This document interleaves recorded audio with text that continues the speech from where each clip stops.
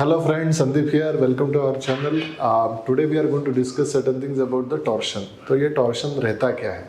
Building के अंदर torsion जो रहता है वो सेंटर ऑफ मास और सेंटर ऑफ स्टिफनेस उनकी जो पॉइंट्स है वो शिफ्ट होने के बाद जो उसका रिजल्टेंट जो फोर्स रहता है वो torsion रहता है. फॉर एग्जाम्पल अभी मान लीजिए आपका ये प्रोजेक्ट है, बिल्डिंग प्लान है, इसमें दो पॉइंट रहते हैं. एक रहता है सेंटर ऑफ मास और दूसरा रहता है सेंटर ऑफ स्टिफनेस. ठीक है, तो व्हेनेवर एक्चुअली सेंटर ऑफ मास यानी क्या है, बिल्डिंग का टोटल जो मास है वो एक्यूमुलेट इस पर्टिकुलर पॉइंट से हुआ है. सेंटर ऑफ स्टिफनेस यानी आपके जो कॉलम्स दिए हुए हैं उसका जो सेंटर आप पकड़ेंगे, स्टिफनेस सेंटर ये रहता है. इस सेंटर ऑफ मास को बोलते हैं सेंटर ऑफ रिजिडिटी ऑल्सो. इसको क्या बोलते हैं? Centre of rigidity also, CR.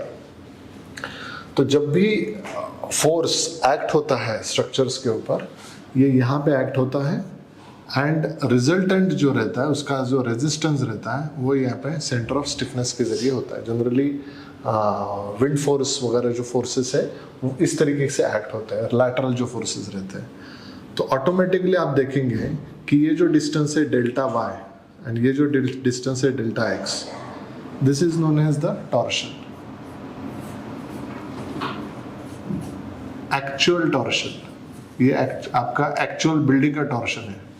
ठीक है, तो सपोज मान लीजिए आपका जो फोर्स है, यहाँ से फोर्स एक्ट हो रहा है EQ, अर्थ को एक फोर्स है. इसका फोर्स का जो ID है वो बोल देता हूँ, सपोज ये EX, X डायरेक्शन में अर्थक्वेक का फोर्स यहाँ से एक्ट हो रहा है. तो टॉर्शन कितना आएगा? एक्चुअल टॉर्शन वैल्यू कितनी आएगी? This is EX multiplied by delta y.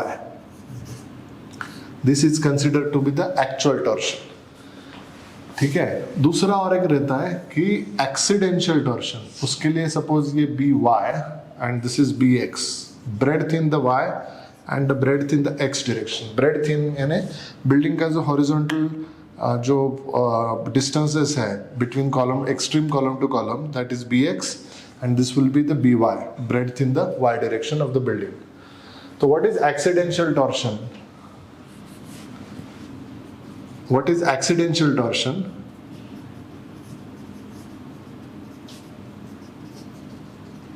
Accidental torsion यानी 5% of the BY distance, इस पर्टिकुलर जो डिस्टेंस है डेल्टा वाई, वो उसको कम कर देते हैं या बढ़ा देते हैं. जो भी वर्स्ट सिचुएशन होगा उसको बोलते हैं accidental torsion. For example accidental torsion का फॉर्मूला क्या रहेगा? सेम ही एक्चुअल टॉर्शन को ही इलांगेट किया जाता है, डेल्टा वाई. ठीक है, और आपका ये जो BY है उसको plus and minus EX multiplied by 0.05 into BY. तो ये हो गया आपका एक्चुअल टॉर्शन और ये हो गया आपका एक्सीडेंशियल टॉर्शन.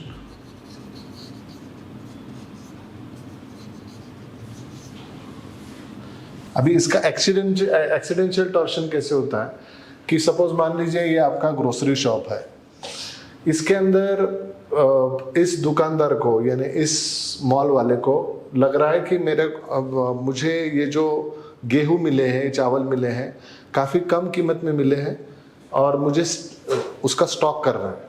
तो स्टॉक करने के लिए उसने सपोज यहाँ पे रख दिया, स्टॉक कर दिया, पूरा इस जगह पे स्टॉक कर दिया.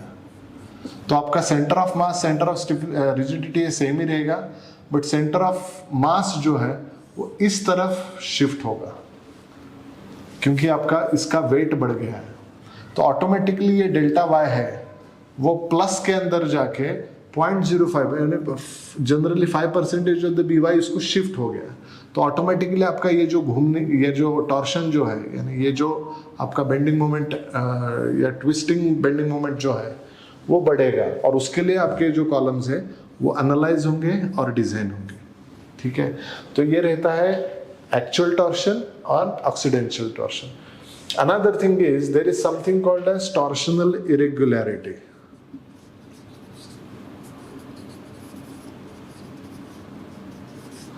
यानी जब भी आप यहाँ से फोर्स दे रहे हैं और उसके जो कुछ पॉइंट्स हैं, ये पॉइंट्स एवरेज जो अलग पॉइंट्स या जॉइंट्स एवरेज जॉइंट से ज्यादा मात्रा में इस तरफ या इस तरफ जा रहे हैं, more than 20% of the average, तो वो रहती है टॉर्शनल इरेगुलरिटी। उसके लिए IS 1893 में अलग टाइप के क्लॉजेस दिए हुए हैं, लेकिन उससे भी ज़्यादा अच्छे क्लॉजेस जो है UBC कोड में UBC 97 के अंदर दिए हुए हैं। ठीक है, तो ये सारा टॉपिक को बोलता है टॉर्शन एंड टॉर्शनल इरेगुलरिटी।